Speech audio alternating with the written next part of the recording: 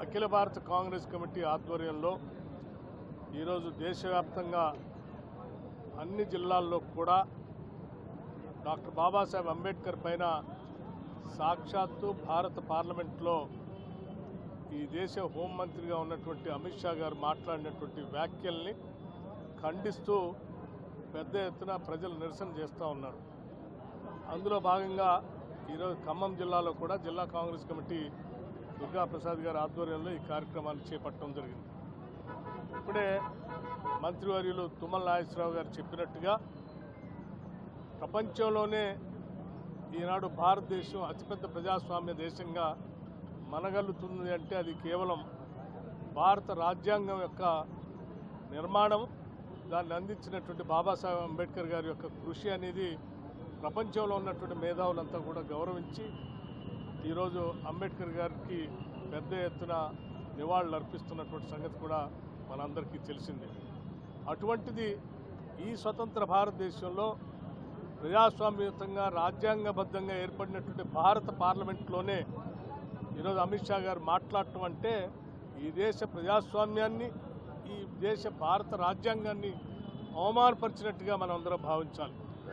ఎవరైతే భారత రాజ్యాంగం పైన ప్రమాణ స్వీకారం చేసి ప్రమాణం చేసి ఈ దేశ ప్రధానిగా, ఈ దేశ హోంమంత్రిగా పనిచేస్తానని, భారత రాజ్యాంగం ప్రకారం నడుచుకుంటానని రాష్ట్రపతి ఆధ్వర్యంలో ప్రమాణం చేసి ఈరోజు పరిపాలన చేస్తున్నటువంటి ప్రధానమంత్రి కానీ లేకపోతే హోంమంత్రి కానీ ఇవాళ భారత రాజ్యాంగానికి విరుద్ధంగా వాళ్ళ ప్రవర్తన, వారి మాటలు స్పష్టంగా కనిపిస్తూ ఉన్నాయి.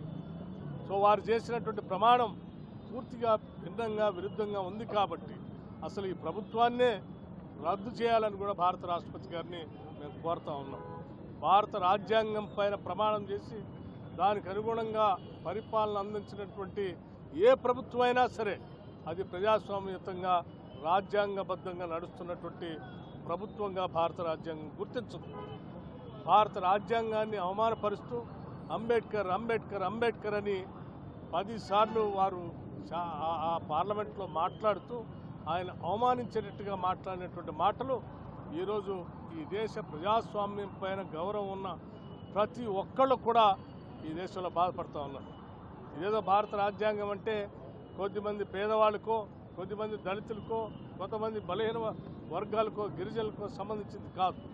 ఈ దేశంలో పుట్టిన ప్రతి బిడ్డకి ప్రజాస్వామ్యయుతంగా ఓటు హక్కును కల్పించి తన ప్రభుత్వాన్ని తను ఎన్నుకోవడానికి కావాల్సిన హక్కును కల్పించింది భారత రాజ్యాంగం. భారతదేశంలో సగ జనాభా ఉన్నటువంటి మహిళలందరికీ కూడా హక్కును కల్పించింది కూడా భారత రాజ్యాంగం.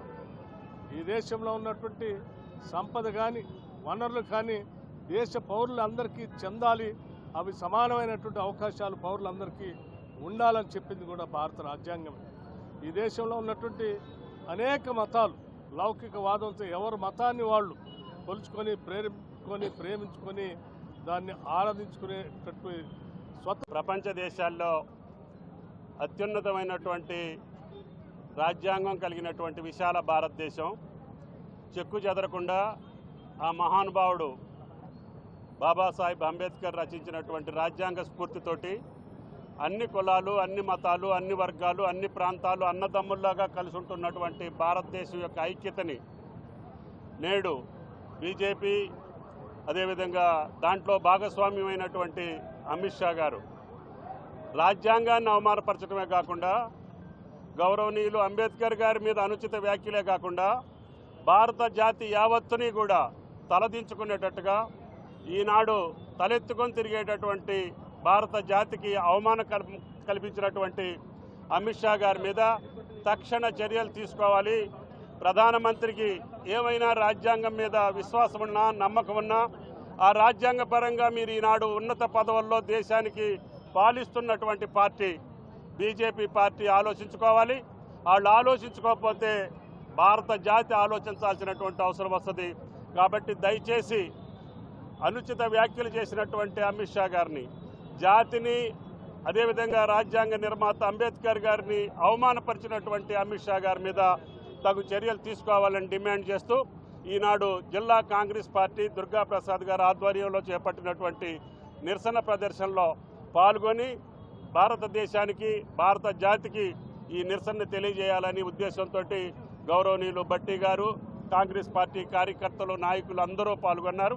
కాబట్టి ఈ నిరసనని జాతి గౌరవించాలని చెప్పి విజ్ఞప్తి చేస్తున్నాం.